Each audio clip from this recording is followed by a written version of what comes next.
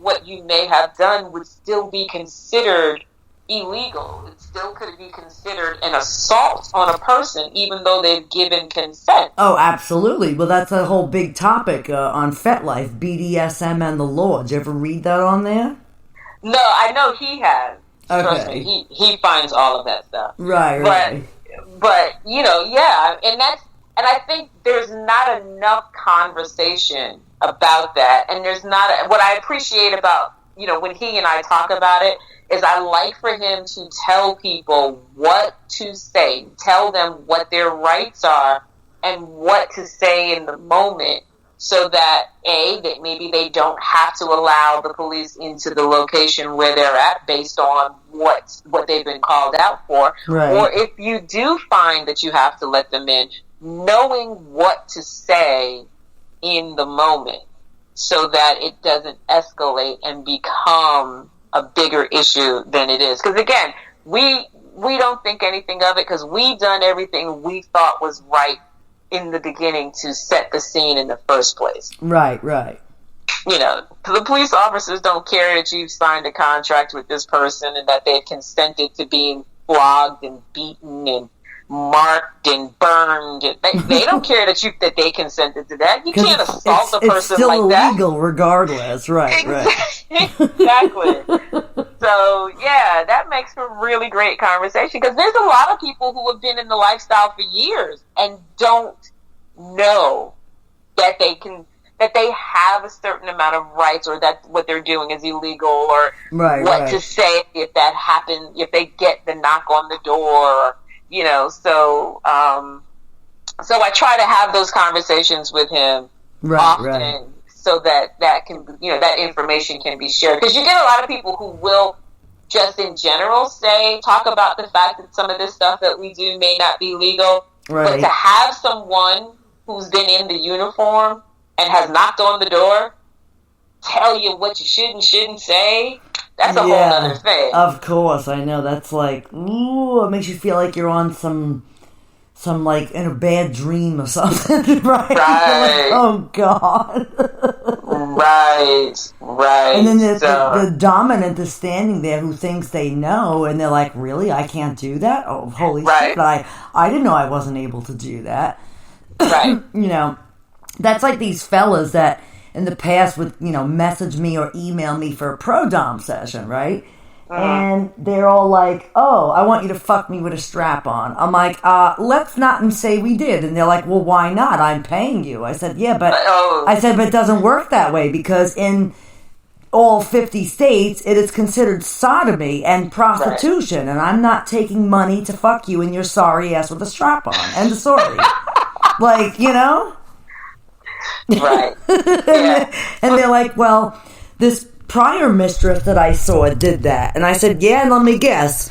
I'm like, and I wasn't being mean when I said this, and they were like, "Oh, well, I went to this other dom and she stuck her finger up my ass and jerked me off." I'm like, "Yeah, that's not a mistress, that's a hooker. I don't know what to tell you." Like, I'm like, I don't fucking do shit like that.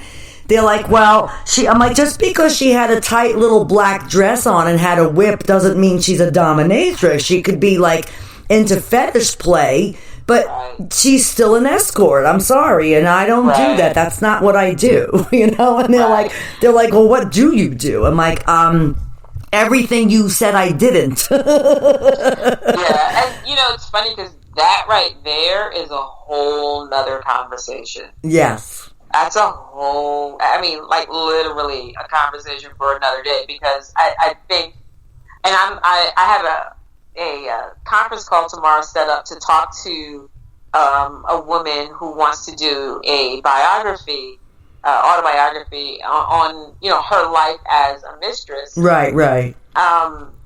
And we're talking about someone, an African American woman who was a pro dom back in the 70s. Wow.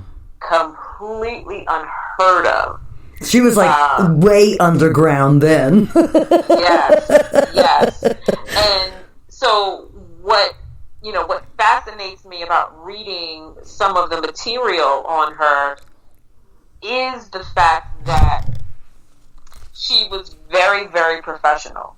Right. there were boundaries as to what she would do, what submissives were allowed to do. Right. And I've had multiple conversations as of late where those boundaries, they haven't been blurred, they've been blown out. Mm-hmm. Right. And I think, going back to what you were just saying, it has affected what submissives now expect from anyone who says that they're a dominant, a dominatrix, a dom of any kind. They're expecting sexual pleasure from that person. Right, right. And you can't explain to them that that's not what this is about, because somehow they've been conditioned to think that is what it's about. Right, exactly. Yeah. And, and you're right about that. And it's like, you probably get it online too. All these subs, they message you, "Oh, mistress, I want you to do this. I. And I said, well, wait a minute. I said, hold on a minute. Let me back up a minute. Since when does I stand for a submissive? That's number one. I said, it is about me and not what you want. Okay. I'm the one who's to be kept happy, and I'm the one who's going to control you. So therefore, you do not get to say I to me whatsoever. That's what I tell them. Right, right. So exactly. I said, like old times, like the queen had a bunch of court jesters. They're like, yeah. I said, well, guess what? You're my fucking court jester, and you're going to dance, bitch, and make mistress happy. End of story. There you go. And if you're lucky, I might entertain the thought of you getting a treat. Exactly. Right, and that's right. entertaining the thought. I didn't even say you were going to get the treat. I said I might entertain the thought. Ultimately, mistress has the final word, right? Yes. There you go. And what's fascinating to me is when I stop them dead in their track and, say, this is where we're going to start. We're going to start with you demonstrating your respect. They become ghosts, and you don't hear from them again. Of course, they don't have to do that for some of these other people. And I'm always like, and I'm fine with that.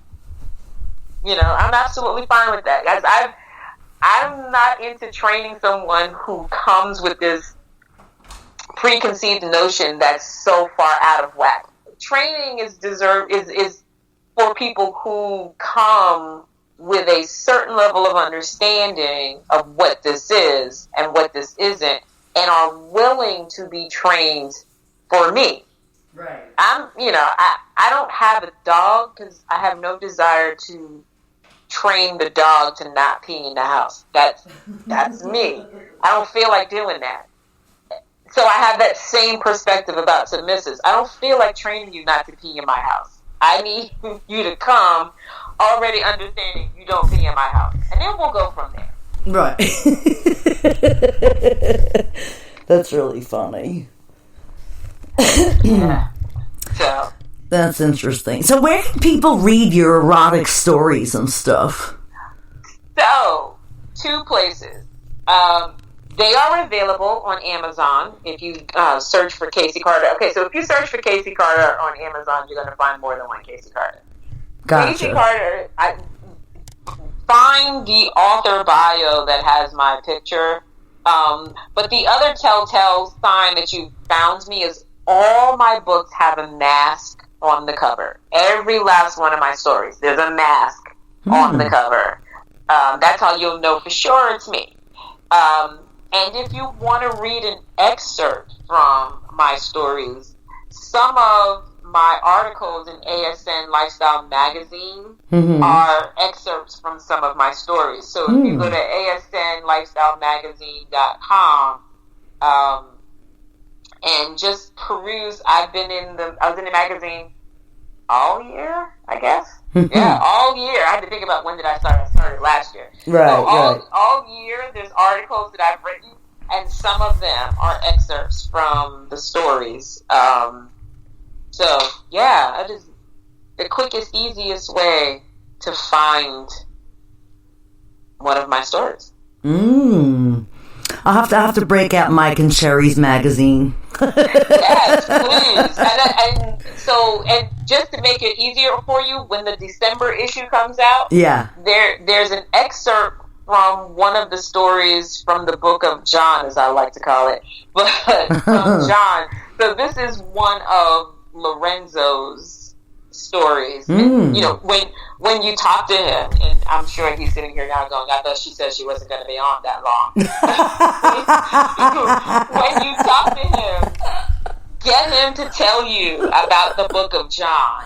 Okay. And all the stories, because I mean, it was a really interesting collaboration between the two of us. He primarily wrote the stories. I went through and sort of put my twist on all of it and created this really different reading experience. But it's filled with Lorenzo history. So wow. Yeah. Interesting. I'm looking forward to speaking to him, actually. I'm sure he's going to have some wonderful stories for us tonight. Oh, listen. He is filled with stories. Yes, he is. That's why I'm like, make sure you ask him about the, what do you say? The Book of John. The Book of John. Oh, he's filled with stories. It's really fascinating. Gotcha. So, yeah. But I absolutely want to thank you for having me on. Lorenzo and I, excellent. We had such a good time meeting you and Cupcake at Exotica. That was an absolute thrill. Yes, it was awesome to meet you guys too. You guys are nice people in person. Very nice people. And and Casey had some actually Cupcake has some photos of us that I asked him to send me, but I guess he forgot. So when I get them from him, I will then send them to you. It's from that Saturday when you had that black leather outfit on. Oh, do you remember? I gotta be honest. There's always a black leather outfit of some kind. I don't remember which one this was. I think it was either Friday or Saturday. You had the one with the slit in the dress, the long. Oh, yeah. Yes, that outfit. Yes, very nice outfit. Yes. Yes. I remember. Okay, wonderful. Well, are you guys making it to DC? Probably not. We have a lot of stuff going on, but I don't know. The winter, I hate traveling in the winter time. It's like totally understood. Yeah. You know, I'm like bone chilled when I go outside here, and it's pretty cold here today too.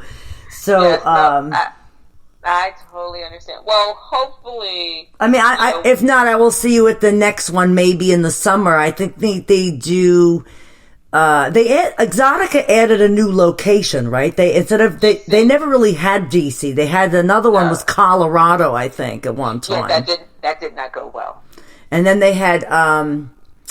They used to do Trump Taj Mahal in Atlantic City. I used to go to that one a lot, but then they kind of stopped it because I think they closed the Trump Taj Mahal down. Right. And then they had added like Tampa, Miami, but I don't even know. I think they only have one location in Florida now, right? Miami only. Okay. Yeah. I don't know. You'll have to catch us. Maybe I'll go to DomCon again. I haven't been to DomCon in a couple of years. So I know that's like, did they have one already? I don't know, because so many things did or didn't happen this year. So right. It's hard to say who did what. Like, I thought FetCon would happen because Exotica was happening and Sex Down South was happening. FetishCon said no. So, you know what I'm saying? I'm like, I don't, you know. Gotcha. Waiting to see who's doing what and when. Right. I've already got myself booked for Exotica Chicago in 2022, so... Oh, yeah, I've been to Chicago back in 2014, and another time I went. Maybe before that even. I've been to that one, the Rosemont. That's a cool show, actually. It's a big one. That's a big one. Yeah, that is a big one, yeah. So... But who knows? You know, Lorenzo and I may just make our way to the New York area because we've got quite a few people in that area that we're trying to connect with. And, you know, it's hard to, like, really connect when you're coming to Exotica. You know, we can stop and chat for a little while, but it's not quite the same when you can just sit and, you know, connect. So. Right. But we'll figure it out. We'll figure that out. All right. Well, thanks for coming on, Casey. It was a pleasure to have you on the show tonight.